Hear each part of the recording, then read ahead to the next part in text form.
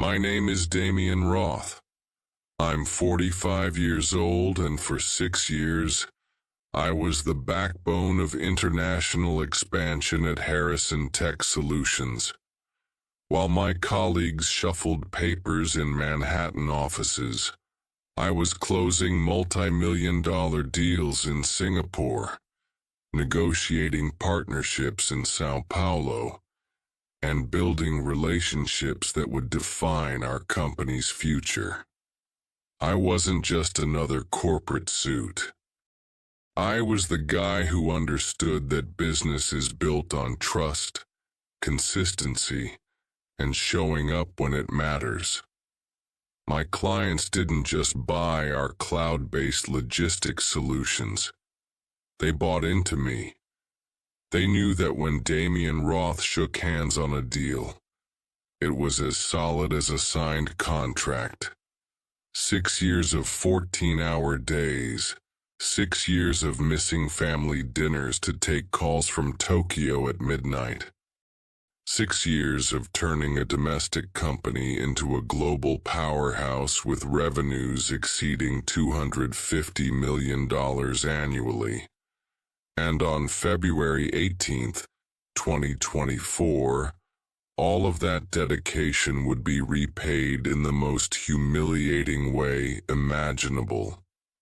I was in Dubai, representing Harrison Tech at the Global Innovation Summit, the kind of event where tech leaders from around the world gather to celebrate breakthrough achievements. The Burj Al Arab's golden glow reflected off the Persian Gulf as I adjusted my navy Brooks Brothers suit in the mirror. This wasn't just another business trip. Our AI-enhanced supply chain platform had been nominated for the Excellence in Enterprise Solutions Award, and I was there to accept it on behalf of the company. The irony wasn't lost on me. I had personally secured 4 of the major client implementations that made this nomination possible. If you enjoy stories of cold-blooded revenge and gripping plot twists, like this video and subscribe to the channel now. There are brand new unreleased stories here every day, each one more intense than the last. The gala dinner was everything you'd expect from a 5-star Dubai venue. Crystal chandeliers cast dancing shadows across tables adorned with white orchids. The who's who of international tech sat in tailored suits and designer gowns, discussing everything from blockchain innovations to the latest AI breakthroughs. I found myself at table 7, strategically positioned near the stage. To my left sat Amir Halawi, the billionaire CEO of Crescent Digital, our biggest competitor in the Middle East market.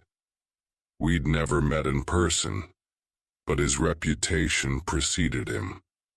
Sharp, calculating, and known for turning his competitors' weaknesses into his own advantages. "Mr. Roth," he said, extending a firm handshake, "I've heard impressive things about Harrison Tech's expansion under your leadership." "Mr. Halawi," I replied, "the feeling is mutual. Crescent Digital's growth in the region has been remarkable. We were competitors, but there was mutual respect. In our business, you recognize quality when you see it." The evening progressed smoothly.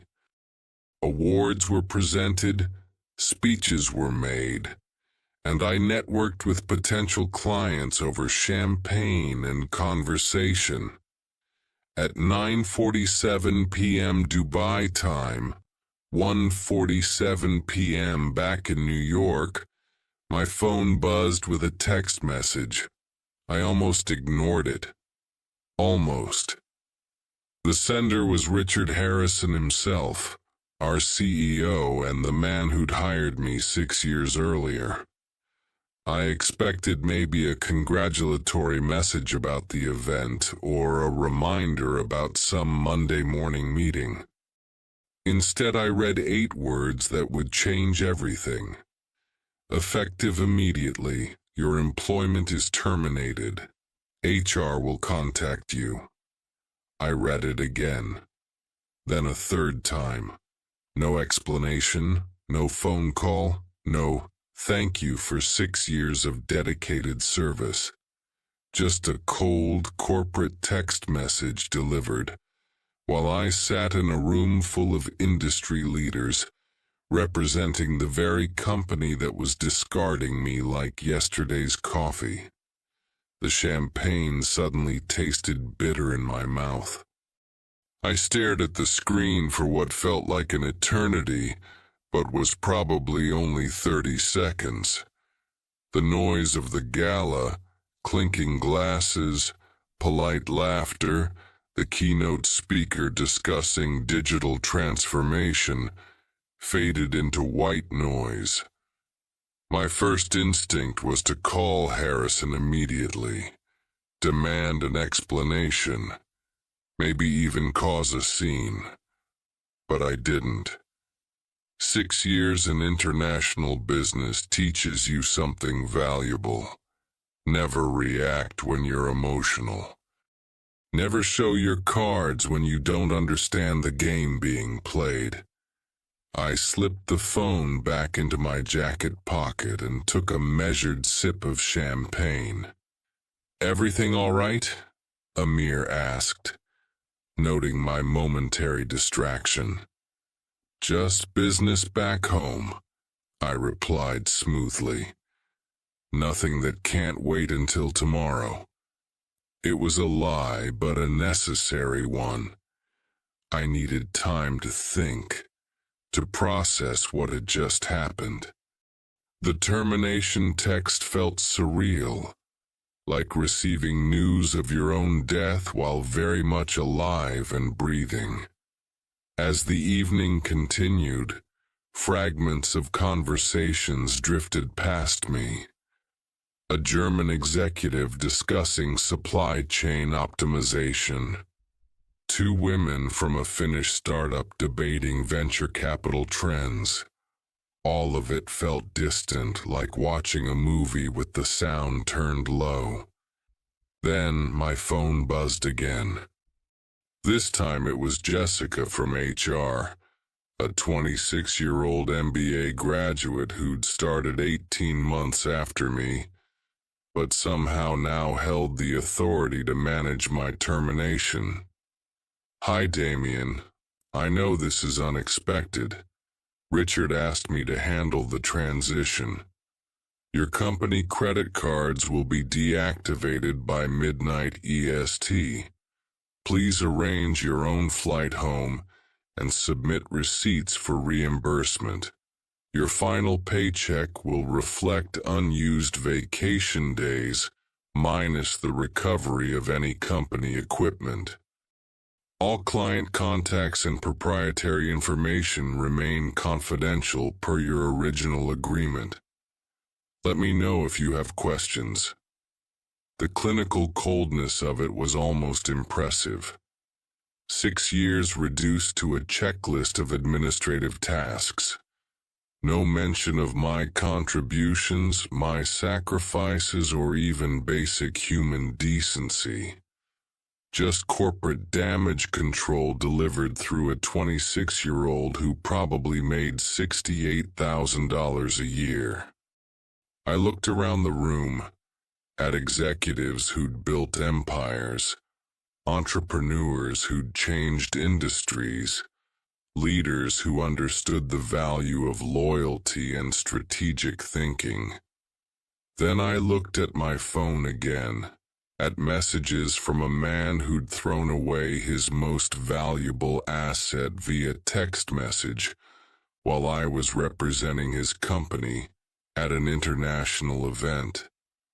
That's when clarity hit me like Dubai's desert sun. This wasn't just about me being fired. This was about Richard Harrison making the stupidest business decision of his career at the worst possible moment, in the worst possible way, and he had no idea what he'd just set in motion.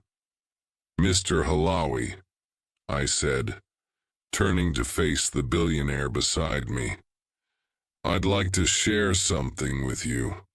Something I think you'll find very interesting from a business perspective." Amir set down his wine glass and gave me his full attention. "In our industry, when a senior executive says they have something very interesting to share, you listen. 30 minutes ago, I received a text message," I began, keeping my voice steady and professional. "I was just terminated from Harrison Tech, via text, while sitting here representing the company at this event." Amir's eyebrows rose slightly. "That's highly unusual." "It gets better," I continued. "No prior warning, no discussion, no transition plan. Just a corporate message followed by HR instructions to find my own way home." I showed him the messages on my phone. Amir read them carefully, his expression shifting from surprise to something that looked like predatory interest. "May I ask why?" he said. "I honestly don't know," I replied. "But I have a theory. Richard's nephew Trevor graduated from Wharton in 2023. He's been shadowing various departments for 10 months, learning the business. I suspect this termination has more to do with nepotism than performance." Amir leaned back in his chair, studying me with the calculating gaze of a man who'd built a billion-dollar empire by recognizing opportunities when they presented themselves. "Tell me about your client relationships," he said quietly. "Confidential, naturally," I replied. "But I can tell you that Harrison Tech's Middle East revenue grew from 0 to $38 million during my tenure. Most of those clients have personal relationships with me, not the company. And Harrison's leadership believes these relationships will transfer seamlessly to—" He paused. "Trevor?" "Apparently." Amir smiled. Not the polite social smile he'd worn all evening, but the sharp, calculating expression of a shark who'd just smelled blood in the water. "Mr. Roth," he said, "I think we should continue this conversation tomorrow. Are you free for lunch?" I was unemployed as of 30 minutes ago. My schedule was completely open. "I'd be delighted," I replied. The rest of the evening passed in a blur of forced networking and careful conversations. I accepted congratulations for awards I might never see, shook hands with colleagues who didn't yet know I'd been cast out, and maintained the professional demeanor that had served me well for 6 years. But underneath the surface, something had shifted. The humiliation was transforming into something else, something cold and strategic, and infinitely more dangerous than wounded pride. Richard Harrison had just made the mistake of his career. He'd discarded his most valuable asset at the worst possible moment, in front of the worst possible person. And tomorrow, I would begin showing him exactly how expensive that mistake would become.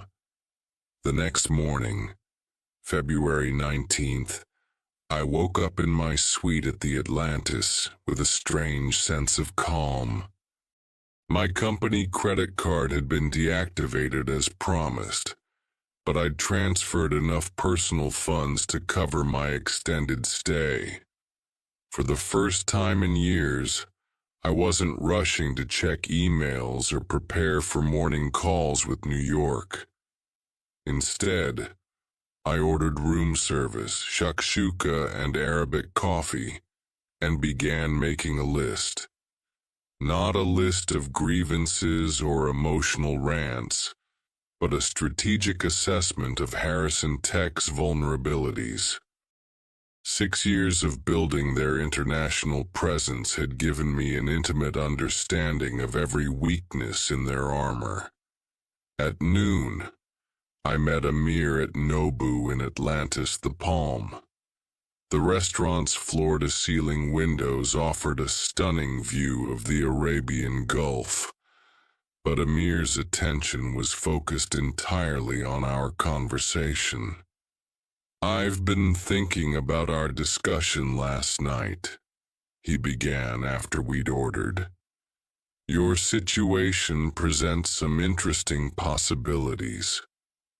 "I'm listening," I replied. "Harrison Tech's Middle East operation relies heavily on personal relationships, correct? Your personal relationships." I nodded. "In this region, business is built on trust and consistency. Clients don't just buy software, they buy into the people behind it. And these clients have contracts with Harrison Tech, not with you personally." "That's correct. But contracts have renewal dates, performance clauses, and termination conditions. Most of our major clients are on 2-year agreements that come up for renewal between now and December." Amir smiled. "Tell me about the renewal process." "Standard procedure is that I, would begin renewal discussions 120 days in advance. Build value, address concerns, negotiate terms. Without that relationship management," I let the implication hang in the air, "they're vulnerable. Extremely vulnerable. And Richard just eliminated their only insurance policy in this market." Amir leaned forward. "What would you say to joining Crescent Digital as our new Director of Strategic Partnerships for the Western markets?"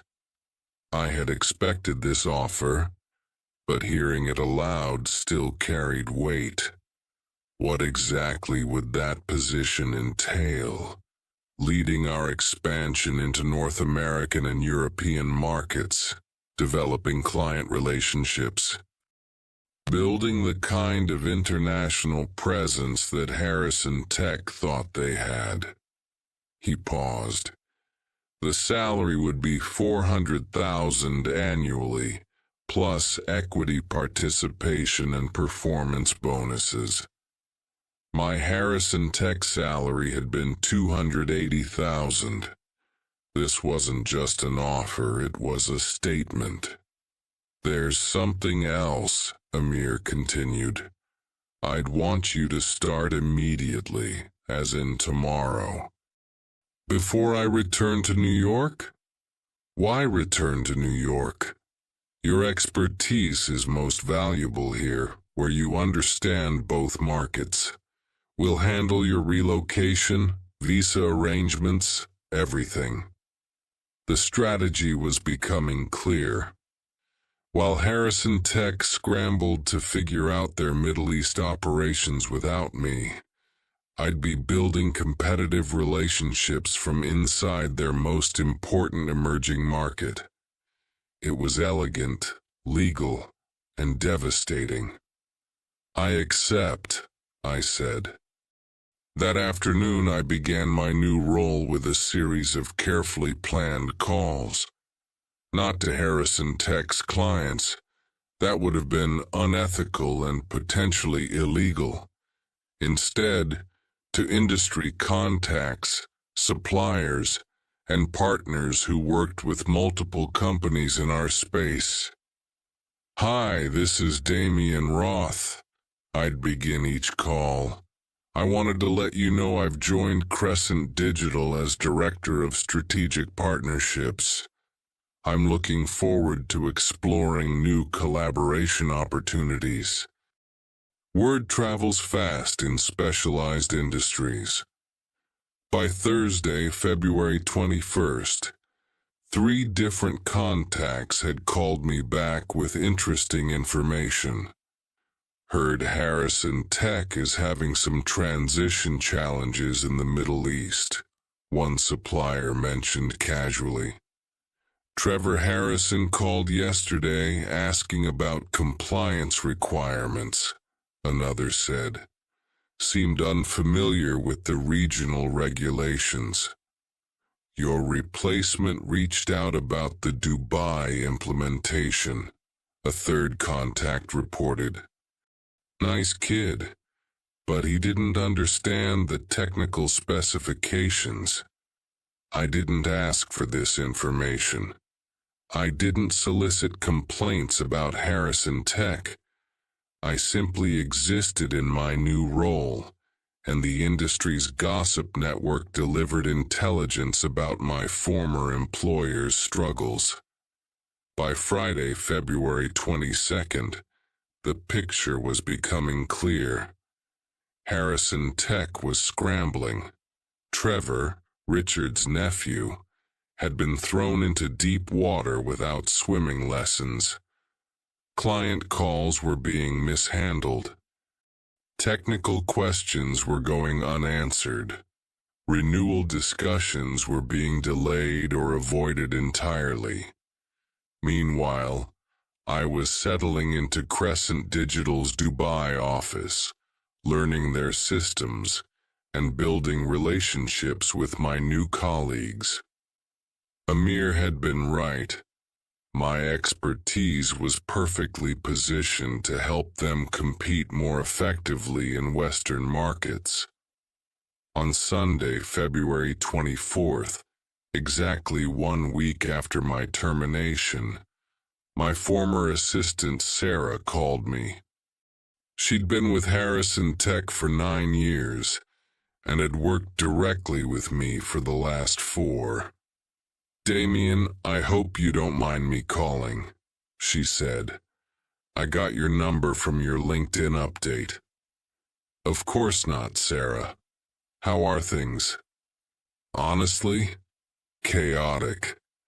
Trevor is trying his best, but he's in over his head.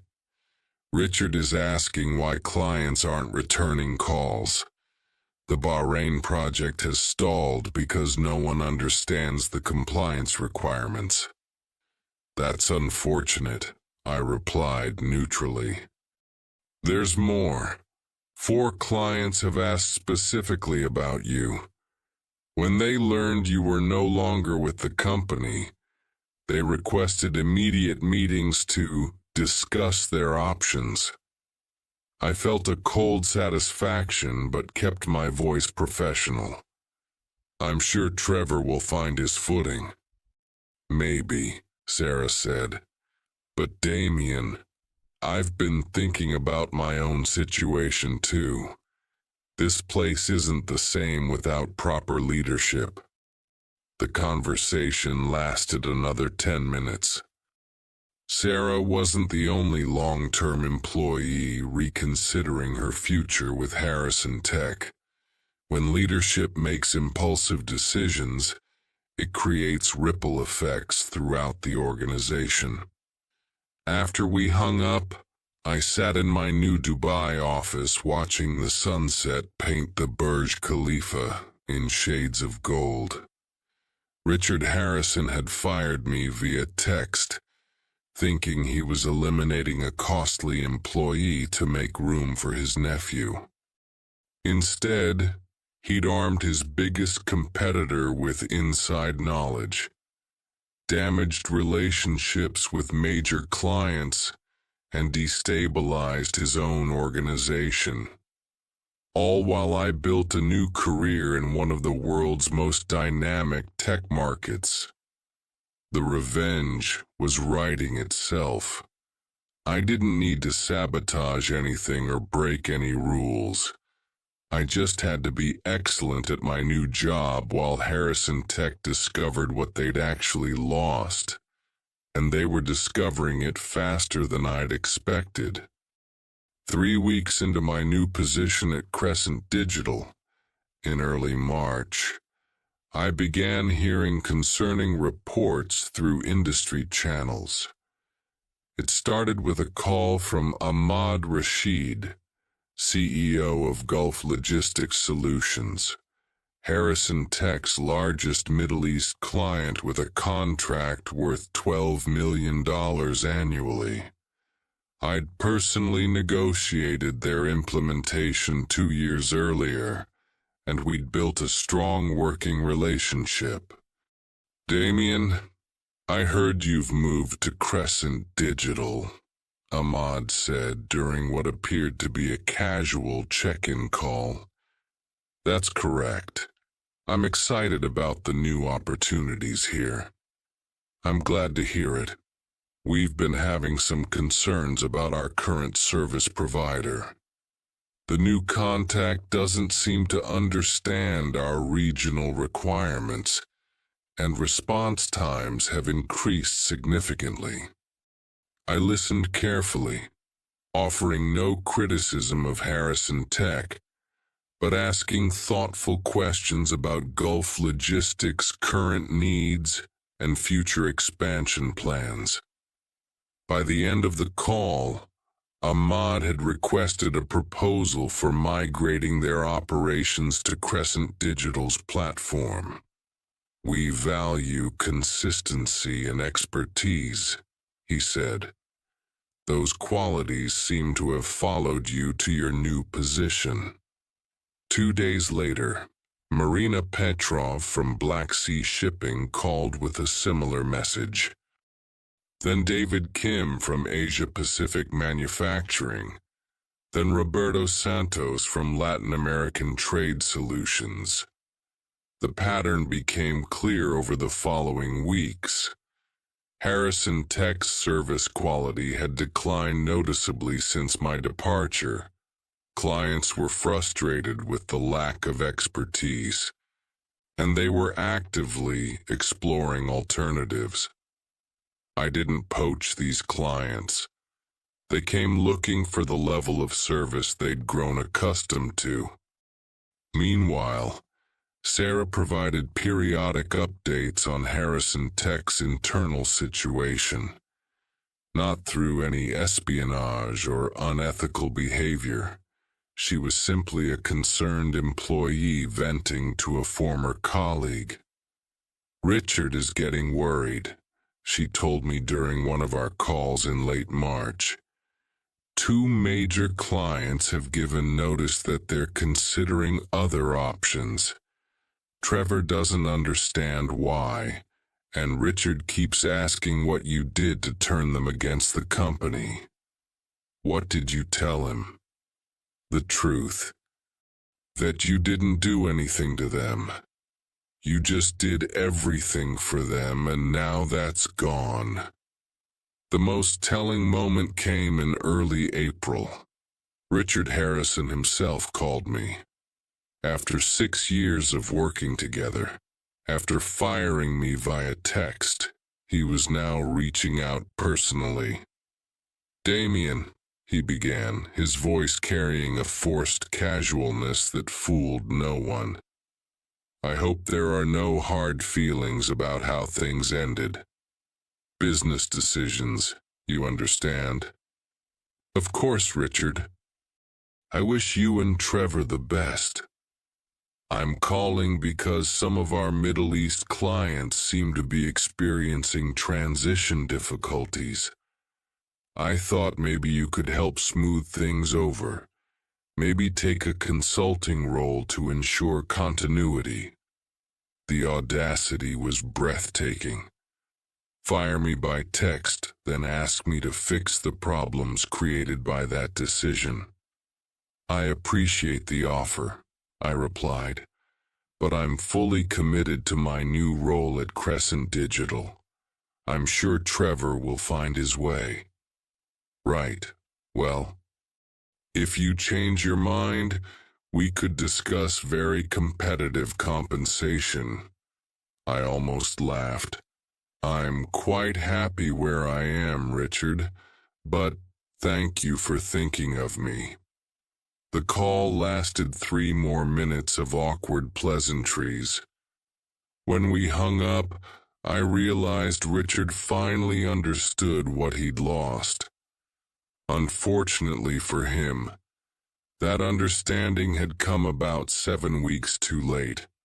By April, the situation had become serious. Through Sarah's updates and industry feedback, it was clear that Harrison Tech was struggling significantly in the Middle East market. The lack of regional expertise was showing, and several major clients were openly discussing alternatives. Meanwhile, Crescent Digital's Western expansion was exceeding all projections. We'd secured 3 major North American contracts, expanded into the European market, and established partnerships that positioned us for significant growth. Amir had been right. My expertise was perfectly positioned to help them compete globally. The final chapter came in late July 2024, almost exactly 5 months after my text message termination. Sarah called with news that Harrison Tech was being acquired by a German consortium for approximately 70% of its market value, 6 months earlier. Richard is staying on as a regional manager, she said. Most of the senior staff are being let go as redundant. I've already accepted a position with another company. I'm sorry to hear that, Sarah, but I'm glad you landed somewhere good. It's actually exciting. Better opportunity, better leadership. Sometimes losing what you think is security opens doors to something much better. She was describing my experience perfectly. That evening I stood on my apartment balcony in Dubai Marina, watching the city's lights reflect off the water. The last 5 months had been a masterclass in unintended consequences. Richard Harrison had made one impulsive decision, firing a loyal employee via text to make room for nepotism. And that single choice had triggered a cascade of events that ultimately destroyed his company's independence. I hadn't orchestrated his downfall. I hadn't sabotaged anything or violated any agreements. I'd simply continued being excellent at what I did, in a new environment that valued that excellence. The revenge had been poetic in its simplicity. I'd succeeded while he failed, and his failure was entirely self-inflicted. My phone buzzed with a text from Amir. Board approved your promotion to VP of Global Expansion. Congratulations. Well deserved. I smiled and typed back, "Thank you, looking forward to the new challenges." 5 months earlier, I'd been humiliated in a room full of industry leaders. Tonight, I was a vice president at one of the fastest growing tech companies in the Middle East, living in one of the most dynamic cities on earth, with equity stakes that were worth more than I'd ever imagined possible. Richard Harrison had taught me an invaluable lesson. Sometimes the best revenge is simply letting incompetent people destroy themselves while you build something better. The experience had shown me that loyalty, expertise, and professionalism aren't just personal values. They're the foundation of sustainable success. When leadership abandons those principles, the consequences are inevitable. And sometimes, those consequences write the perfect ending to someone else's story of redemption. If you enjoyed this story, like this video, and leave a comment telling us what you thought. And if you're not subscribed to the channel yet, please subscribe and hit the notification bell to receive alerts for new stories like this one. Thanks for watching, and see you next time.